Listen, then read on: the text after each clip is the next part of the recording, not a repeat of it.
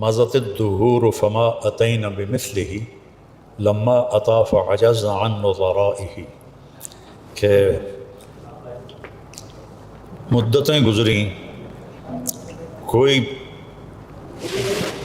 اس جیسا نہ آیا، اور جب وہ آیا تو زمانہ اس جیسا دوسرا لانے میں ناکام رہا۔ میری خواہش تھی پاکستان آنا اور مولانا طارق جمیل صاحب سے ملاقات کرنا ان کے گھر میں۔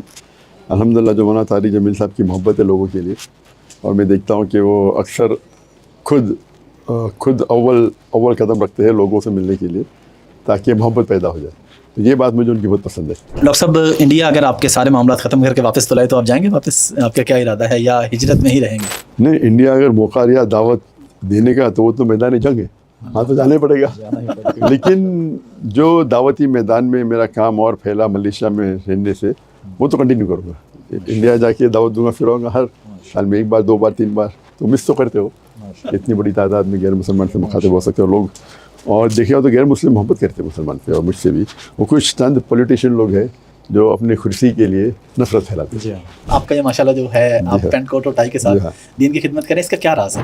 تو کچھ لوگ کو یہ غلط فہمی ہے کہ ٹائی پہننا صلیب کی نشانی۔ چاروں اہم معنی میں یہ ہے کہ اگر آپ دوسری کوئی ائمہ کو فالو کرتے غلط نہیں، آپ کر سکتے۔ تو میں کہتا ہوں آپ اگر ریسرچ کیے اور آپ کو پتہ چلا رفتن کرنا بہتر ہے تو آپ کرو، لیکن دوسرے پہ تھوپو مت۔ جب میں دعوت دیتا ہوں تو غیر مسلم جب امریکہ میں دیکھتے ہیں ارے یہ سوٹ بوٹ ہے، پھر ٹائی ہے، ٹھگنے کے اوپر جوکر لگتا ہے۔ اور ڈاکٹر صاحب، ہم آپ سے معذرت خواہ بھی ہیں جو یہاں پہ آپ کو آ کے وضاحتیں دینی پڑی ہیں اسٹیج پہ پاکستان میں۔ آپ نے 11-15 لاکھ لوگوں کو مسلمان کیے، یہاں پہ آپ اپنے ایمان کی وضاحت دے رہے ہیں۔ اور جو احساسات ہوتے ہیں ان کے سامنے ہمیشہ الفاظ تنگ پڑ جاتے ہیں، الفاظ کا دامن چھوٹا ہوتا ہے اور احساسات کی کوئی حد ہی نہیں ہوتی ہے۔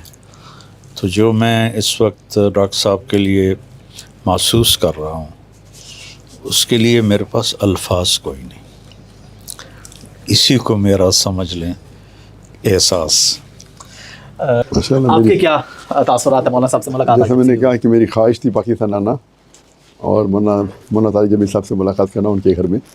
الحمدللہ جو مولانا طارق جمیل صاحب کی محبت ہے لوگوں کے لیے، اور میں دیکھتا ہوں کہ وہ اکثر خود اول قدم رکھتے ہیں لوگوں سے ملنے کے لیے تاکہ محبت پیدا ہو جائے، تو یہ بات مجھے ان کی بہت پسند ہے۔ وہ ایسا نہیں کہتے کہ میں ہی نہیں جاؤں، تو جب بھی مکہ ملاقات ہوتی وہ ملنا چاہتے، میں بولا میں آؤں گا آپ کے وہاں، ہم میں بحث ہو گئی، میں آؤں کہ میں آؤں، میں بلانے ٹھیک ہے آپ بڑے ہیں میں چھوٹا دونوں نے میں آؤں گا، تو پھر ملاقات ہوئی الحمدللہ۔ یہاں بھی ماشاءاللہ پاکستان آنے کے بعد اور لاہور میں خصوصاً الحمدللہ مرکز بھی ہم گئے تھے ٹرائبل، اور ماشاءاللہ لوگوں سے ملاقات ہوئی، اور مولانا طارق جمیل صاحب بھی تھے ماشاءاللہ۔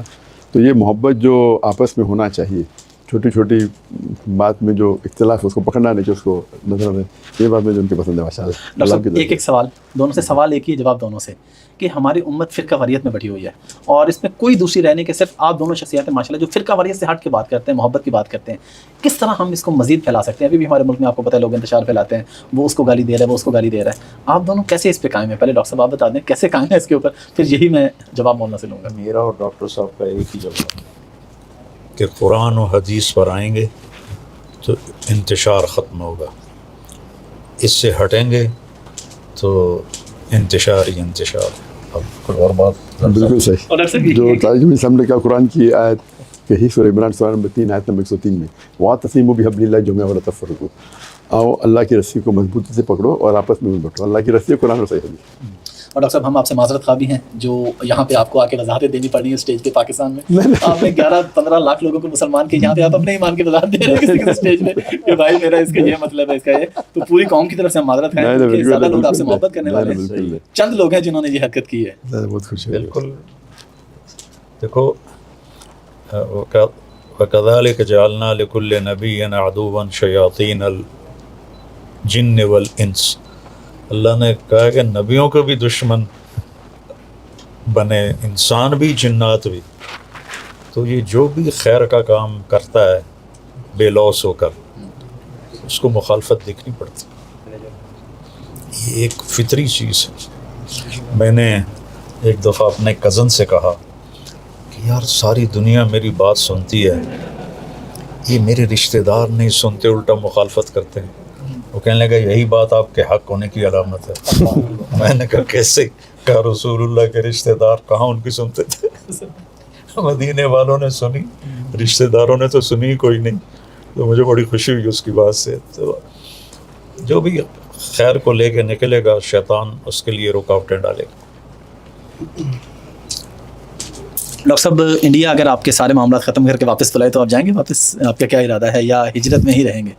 نہیں, انڈیا اگر موقع لیا دعوت دینے کا تو وہ تو میدان جنگ ہے, ہاں تو جانا ہی پڑے گا. لیکن جو دعوتی میدان میں میرا کام اور پھیلا ملیشیا میں رہنے سے, وہ تو کنٹینیو کروں گا. انڈیا جا کے دعوت دوں گا, پھر آؤں گا ہر سال میں 1 بار 2 بار 3 بار. تو مس تو کرتے ہو, اتنی بڑی تعداد میں غیر مسلمان سے مخاطب ہو سکتے ہو لوگ. اور دیکھے ہو تو غیر مسلم محبت کرتے ہیں مسلمان سے, اور مجھ سے بھی. وہ کچھ چند پولیٹیشین لوگ ہیں جو اپنے کرسی کے لیے نفرت پھیلاتے ہیں. نہیں تو عام ہندو, مجھے لگتا ہے عام ہندو عام مسلمان کافی ان میں بھائی چارہ ہے. ڈاکٹر صاحب یہ کپڑوں کا تھوڑا بتا دیں گے, معذرت میرا ایک سوال. آپ کا یہ ماشاءاللہ جو ہے, آپ پینٹ کوٹ اور ٹائی کے ساتھ دین کی خدمت کریں, اس کا کیا راز ہے؟ آپ مطلب عام طور پہ لوگ ایکسپیکٹ کر رہے ہوتے ہیں کوئی بھی آپ کام کرتے ہیں تو شریعت کے خلاف نہیں ہونا چاہیے. اور ہمارے شریعت میں اچھی کیٹیگریز ہے لباس پہننے کی. ایک ایکسٹینٹ ہے جو مرد کے لیے نیول ٹو دنی ہے. دوسرا ہے کپڑے چست نہیں ہونا چاہیے. تیسرا کپڑے پتلے نہیں ہونا چاہیے, آپ دیکھ سکتے.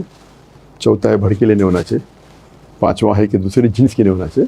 اور چھٹا ہے دوسری مذہب کے نہیں ہونا چاہیے. ٹھیک ہے. تو کچھ لوگ کو یہ غلط فہمی ہے کہ ٹائی پہننا صلیب کی نشانی ہے.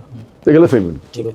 تو آپ کدھر بھی بائبل میں پڑھا صلیب کا لکھا ہی نہیں. آپ اگر انسائکلوپیڈیا برٹانیہ کا پڑھیں گے تو بولتے تھے ٹھنڈی میں کپڑے کو ٹائٹ رکھنے کے لیے وہ ٹائی کا نوٹ باندھتے تھے. تو اس میں کوئی دلیل نہیں ہے, لیکن ان کی غلط فہمی تو ہے. جہاں تک کہ میرا سوال یہ, میں نارملی کوٹ اور سوٹ اور پینٹ پہننا پسند نہیں کرتا ہوں. لیکن جو چیز آپ کو پسند نہیں, آپ کر رہے اللہ کے لیے, تاکہ جب میں دعوت دیتا ہوں تو غیر مسلم جب امریکہ میں دیکھتے ہیں ارے یہ سوٹ بوٹ ہے, پھر ٹائی ہے ٹھکنے کے اوپر جوکر لگتا ہے, اور پھر وہ کوٹ کر رہا ہے بائبل, کوٹ کر رہا ہے ہندو اسکرپچر, تو اس سے دروازے کھل جاتے ہیں.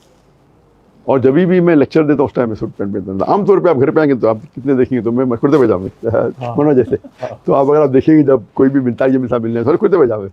خالی اگر باہر جب تقریر کرنے جاتا ہوں اور لوگ دیکھتے ہیں تو بھی سمبل بن گیا ہو. تو جو چیز پسند نہیں بھی آپ کرتے اللہ کے لیے تو اس میں قبولیت ہوتی ہے. اور یہ غلط فہمی ہے کہ حرام ہے, لیکن اگر جو چیز حرام ہے اس کو دعوت میدان کرنا غلط ہے. حرام کا آپ کوئی بھی غلط چیز کا اختیار نہیں کر سکتے, آپ دعوت کرنے کے لیے بھی, یہ الاؤڈ نہیں اسلام میں.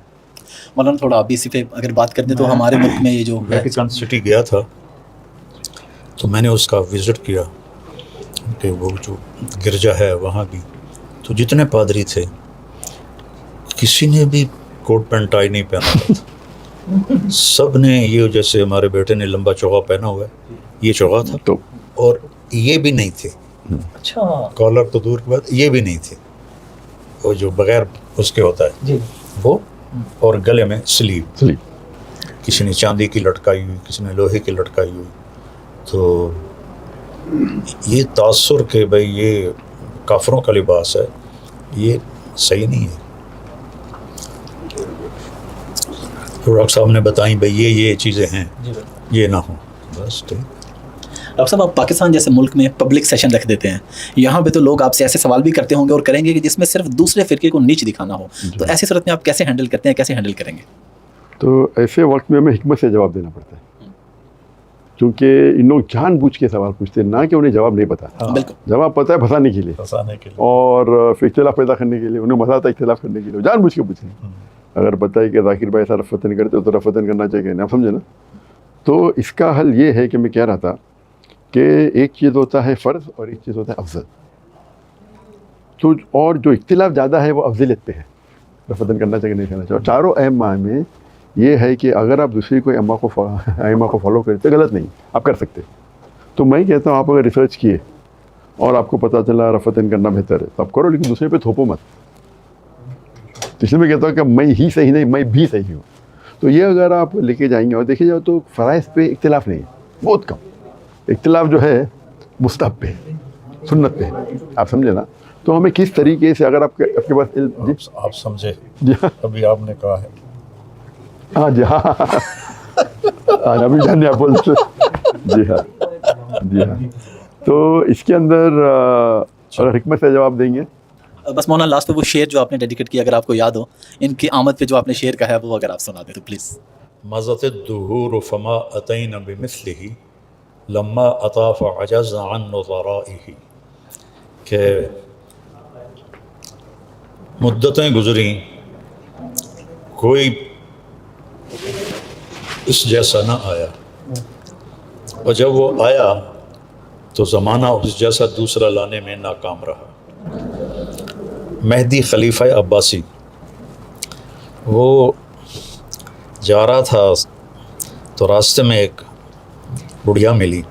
اس نے پوچھا کہ کس قبیلے سے ہو؟